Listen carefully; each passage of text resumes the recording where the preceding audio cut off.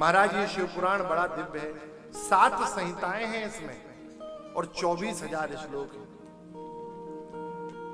पहली संहिता विंध्येश्वर संहिता है, दूसरी रुद्र संहिता है, तीसरी शतरुद्र संहिता है, चौथी कोटि रुद्र संहिता है, पांचवी उमा संहिता है, छठी कैलाश संहिता है और 7वीं वायवीय संहिता है। इस प्रकार 7 संहिताओं में 24,000 श्लोकों में इसका विराट विस्तृत वर्णन है। सौनक ऋषियों ने कहा महाराज एक बात बताइए, जब ये कथा इतनी दिव्य है तो महाराज इस कथा से किन किन लोगों का कल्याण हो सकता है?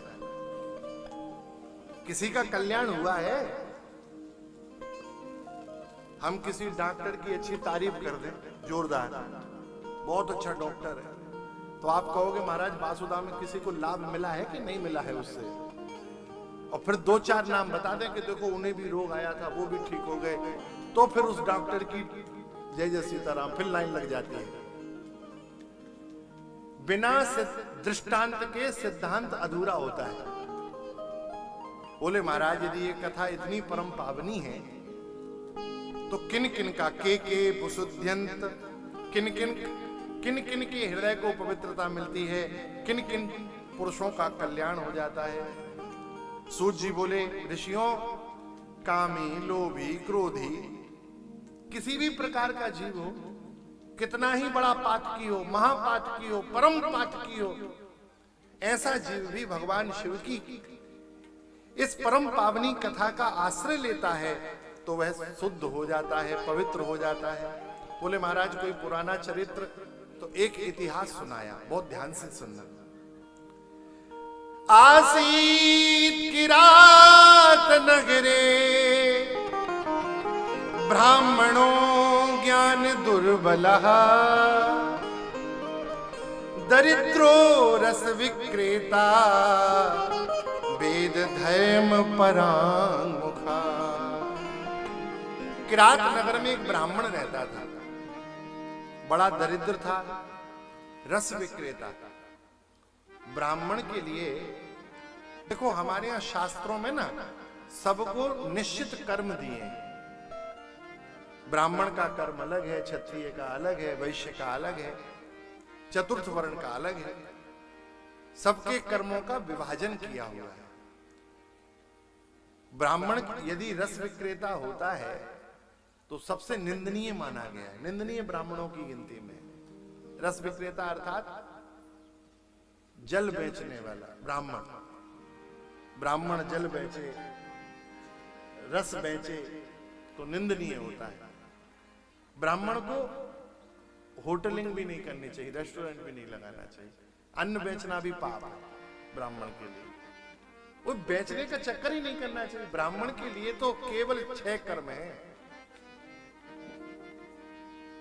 ज्ञान लेना, ज्ञान देना, दान लेना, दान देना, यज्ञ करना और यज्ञ कराना, ये 6 काम है।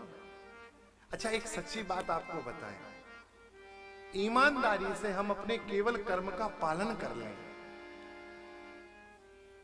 हम भागवत श्री शिव महापुराण के आश्रय में कह रहे हैं, भगवान शिव की सन्निधि में कह रहे हैं, केवल अपने कर्म का पवित्रता पूर्वक यदि कोई पालन करे तो संसार में ऐसी किसी भी प्रकार की सुख सुविधा की उपस्थिति अभाव नहीं रहेगा। भगवान सब उसको उसी कर्म में प्रदान कर देंगे। आप अपने कर्म का पालन तो करिए। सहज वृत्ति है ब्राह्मण के ज्ञान अर्जन में। ब्राह्मण का बालक वेदों को पढ़ेगा तो सहज उसमें विकास होगा।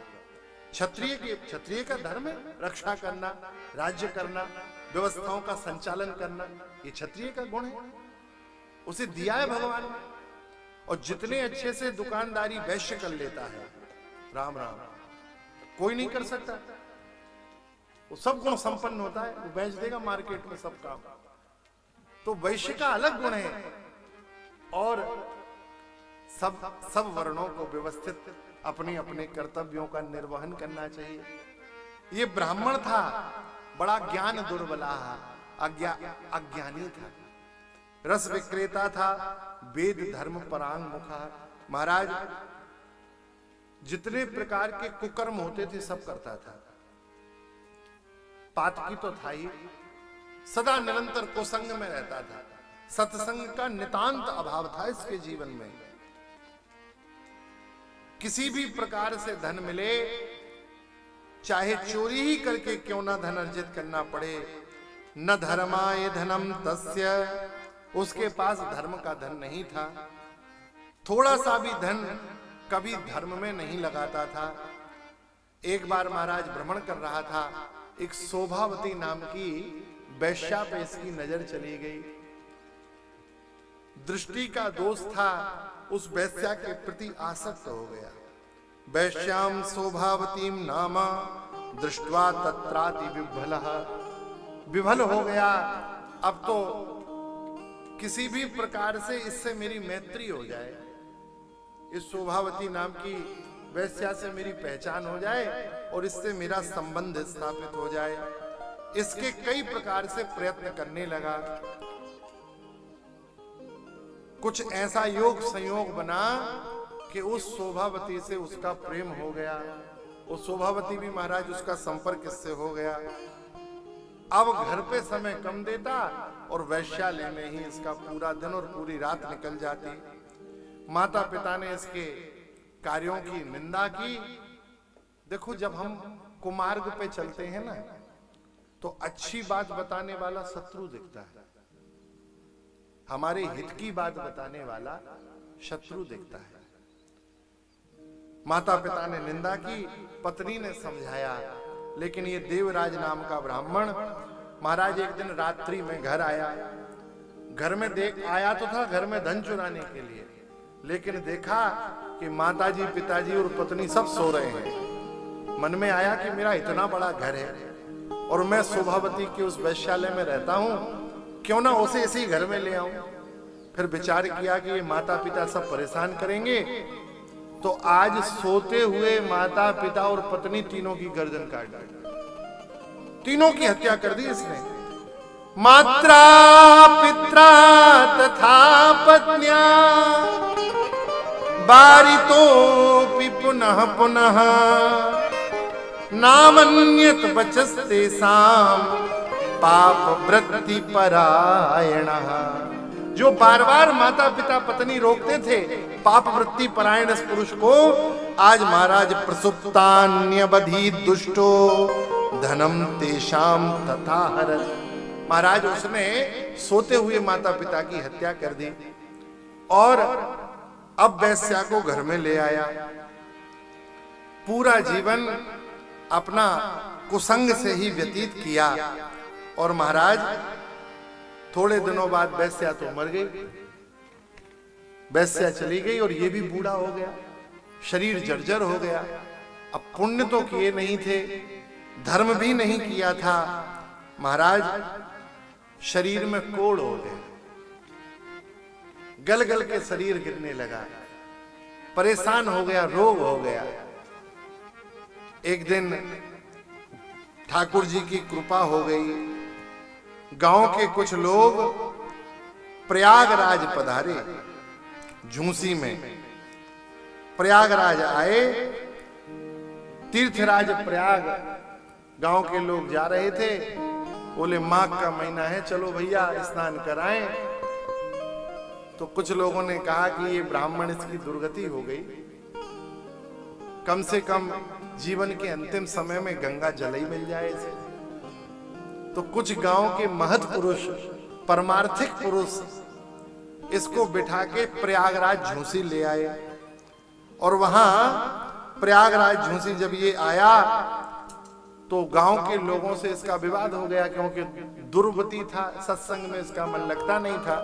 वो सब अलग हो गए और ये बुखार में तो था ही, दिन भर इधर उधर घूमता रहा। क्या करें, कहां जाएं? छाव लेने के लिए एक शिवालय में बैठ गया। शरीर में रोग था, शिवालय का आश्रय ले लिया। पंडित तो था ही। महाराज कदाचित देव योगेन प्रतिष्ठानमुपागतः शिवालयम ददृशौस्तत्र साधु जनावृतम। महाराज एक शिवालय में जहां बहुत साधु संत वैष्णव इकट्ठे हो रहे थे, बस वहीं जाके बैठ गया। बहुत देर तक तो महाराज ये वहां शिवालय में टकटकी लगा के देखता रहा कि कोई व्यवस्था हो जाएगी तो कुछ धन मिल जाएगा। कोई आदमी केला लेके जा रहा था तो सोच रहा था भाई भोले बाबा को भोग लगाएगा तो बांटेगा भी, तो कुछ खाने पीने की व्यवस्था होगी। तो वहीं देवराज नाम का ब्राह्मण दरवाजे पे पड़ा हुआ था। ज्वर से पीड़ित होने के कारण वहीं शिवालय में शिव पुराण की कथा हो रही थी। आज पंडित जी बुखार में पड़े थे और कथा सुनी, और सुनने के बाद महाराज हुआ क्या, जीवन का अंतिम समय तो था ही, वहीं प्राण निकल गए। यमदूत आए भयंकर काले काले, देवराज को लेके जा रहे थे। यमलोक जो न्याय लोक है उसके द्वार तक ही पहुंचे थे, अंदर नहीं पहुंचे थे। और द्वार पे ही महाराज 4 हाथ वाले त्रिशूलधारी त्रिपुंडधारी भगवान रुद्र के पार्षद प्रकट हो गए। तावत् शिवगणः शुभ्राः त्रिशूलंचित पाणयः भस्म भासित सर्वांगा रुद्राक्षित विग्रह। महाराज सुंदर त्रिपुंड लगा हुआ था, हाथ में त्रिशूल धारण किए हुए थे, गले में रुद्राक्ष की माला थी। भगवान शिव के रूप जैसे ही रुद्रगण थे। यम के दूत तो थर-थर कांपने लगे। तत्काल रुद्रगणों ने कहा, जिसे तुम यमपुरी में ले जा रहे हो ये यमपुरी नहीं जाएगा, ये तो सीधा कैलाश जाएगा। यमदूत बोले, महाराज आपका रॉन्ग नंबर डायल हो गया, गलत जगह संपर्क कर रहे हैं आप। इसके पूरे जीवन की किताब ये रखी है हमारे पास, पढ़ लो। किसी भी पन्ना पर नहीं लिखा है कि इसने कोई पुण्य किया हो। जितने प्रकार के महापाप होते हैं सब किए हैं इसने। किसी भी पेज पे इसका कोई भी पवित्र कार्य नहीं लिखा है कि इसने दान किया है, कि नाम जपा है, कि तीर्थाटन किया है। कोई पवित्र काम नहीं किया इसने अपने जीवन में। रुद्रगण बोले, भैया कितने कितने पुण्य बताएं इसके हम आपको। सबसे पहला पुण्य, भगवान शिव की चौखट पे शरीर छोड़ा, शिवजी की चौखट पे आके देह छोड़ दी। अरे कोई शंकर जी के मंदिर में जाके अपनी जेब से एक गिड्डी निकालता है, 2-4 नोट छूटते हैं। कोई जाता है शिवजी के मंदिर में तो कोई कहते हैं हमने महाराज अमुक सब्जी छोड़ दी, शिवजी को दे आए। बहुत से लोग कहते हैं ना, तो हम तो कुछ कुछ छोड़ के आते हैं, इसने सब कुछ छोड़ दिया, दे ही छोड़ दिया। बताइए इससे बड़ा पुण्य कहाँ होगा। शिवजी के दरवाजे छोड़ दी सीढ़ियों पे। दूसरी बात, मरने से पहले आखिरी बार इसने शिव पुराण का श्रवण कर लिया। हम थोड़ी देर पहले आपसे कह ही रहे थे, भगवान सुखदेव श्री सूत जी कह रहे थे, ते मनुष्यान मंतव्या रुद्रा एव न संशयः।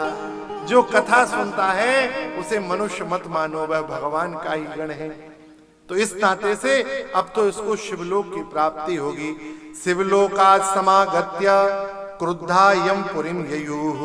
महाराज यमराज के पार्षदों के ऊपर क्रुद्ध होके भगवान शिव के दूतों ने उसको छुड़ा लिया। अब ये सब खड़ा खड़ा देख रहा था कि देखो मैंने कोई पुण्य नहीं किया, मेरा जीवन तो पातकी था, नारकीय था, मैंने पूरा जीवन व्यर्थ गवाया। लेकिन हे महान कृपा के भंडार आशुतोष, हे भगवान शिव आप बड़े दयालु हैं। अरे यदि आप नहीं होते तो मेरे जैसे महापातकी का कल्याण कैसे होता। धन्य है वो शिव पुराण की कथा जिसे केवल बीमारी में मैंने मन से नहीं सुना, वहीं पड़े पड़े बीमार था, चल फिर पा नहीं रहा था तो वहीं गिर गया था।